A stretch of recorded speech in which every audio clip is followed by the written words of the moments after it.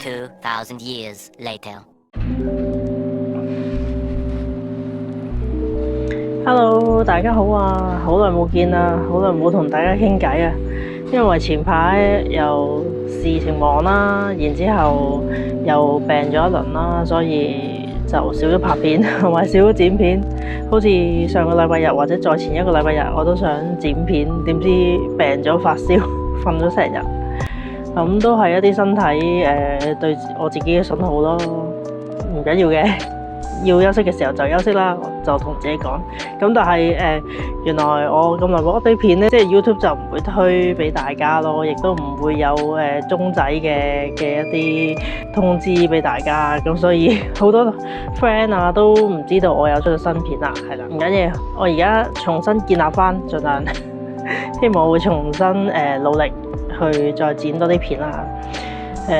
咁耐冇見咧，我想講下最近發生嘅事情，即係最近世界上，當然世界上發生咗好多事情啦。咁但係我想講其中兩樣就係兩個女子嘅死亡咯。第一個女子就係金賽綸咯，第二個女子就係梁齊昕。其實兩個都好可惜嘅，因為兩個都好後生。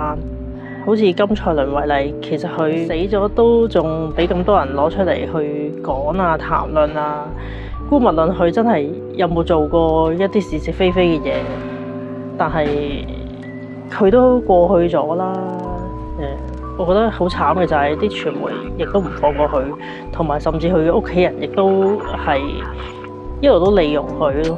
我覺得呢個真係好慘好慘，希望佢可以快啲安息，同埋希望啲事件可以快啲平息咯。另外金秀賢俾好多人鬧啦，咁呢個我都冇話好嬲或者點樣咯。我覺得我對呢件事件都係觀望態度，因為我都唔知邊啲係真邊啲係假咁樣。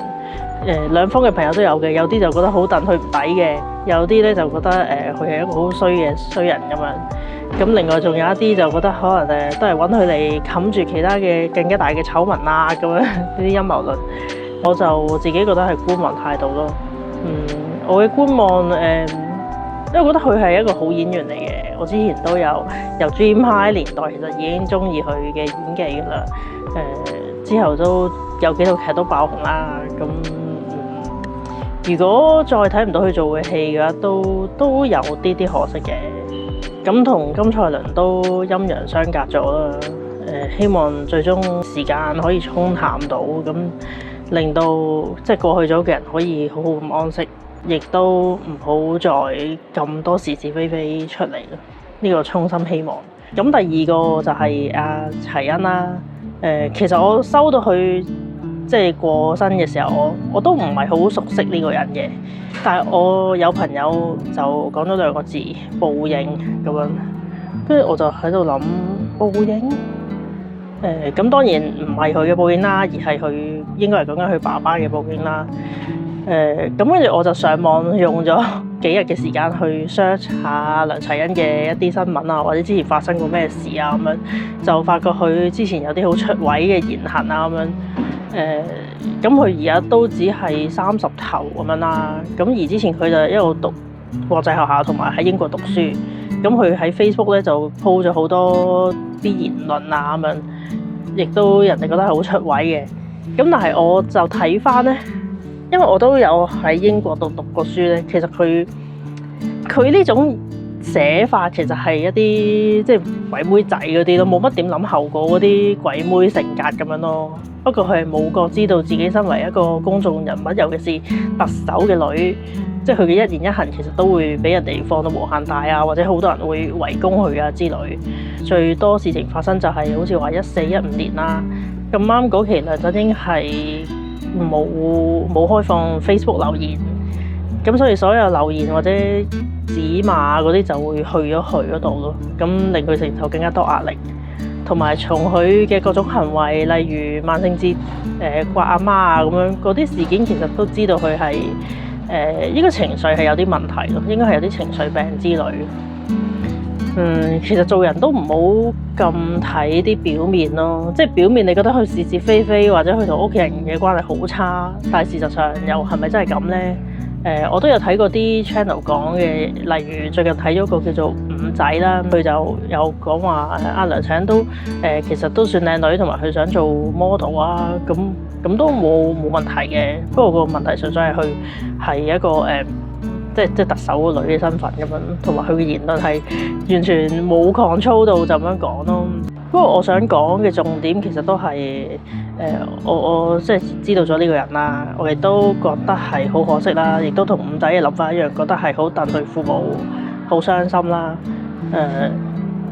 拋開一啲所謂政治因素啊，或者一啲佢有冇得罪香港或者各樣嘢嚟講，其實作為一個人，真係需要積口德咯，或者一啲思想上嘅一啲諗法都要其實好好 control。雖然你可能係淨係喺幾個人面前講呢啲嘢啊咁樣，或者抵死咁樣，但係其實就算係一個念頭，就算你冇講出嚟，都發動到一啲嘅負面能量出嚟嘅。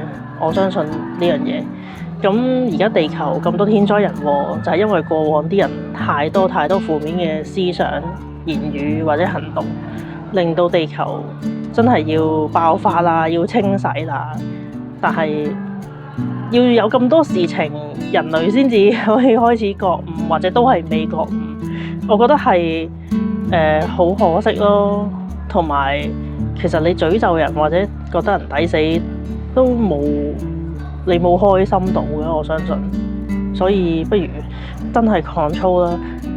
我唔係想批評嗰啲人嘅，但係我覺得係好戥佢哋可惜。可能佢哋其實好努力生活嘅，好努力修行嘅，做好多好事嘅。但係嗰個心念嗰度真係淨係個心念嗰度吞埋正嘅話，佢一定會可以更加好咯，更加好運，所有嘢都更加好咯。都希望即係喺呢啲事件，呢兩個女子死亡嘅事件引申到想喺網上開鬧嘅人，鬧任何一方都好，鬧任何人都好，真係control咯。講之前諗之前都要真係小心咯，謹慎咯，係咯。我覺得修行都係咁樣，其實都係生活，但係就係睇你用咩態度啊去生活。同埋真係唔好以為係冇人知道，其實所有你嘅 action 啊，所有嘢網絡嘅足跡，其實都已經係有人監察㗎啦。除非你係全程上暗網嘅啫。啱最近睇咗一個 YouTuber 叫做 Dimension D 嘅，佢係一個香港講奇幻嘅 YouTuber，佢啲片好長但係好詳細嘅。我最近都有少少迷上咗佢，係呢個題外話。咁係咯，衷心一個少少嘅肺腑之言咯。雖然我呢個 channel 都未太多人睇到，但係我衷心希望大家會可以真係 control 到，其實係真係為你自己好，為你屋企人好，或者為個地球好咯。係啊，係我少少嘅分享。咁希望下個禮拜日鋪到啲片俾大家。再見啦，下條片再見，再講，拜拜。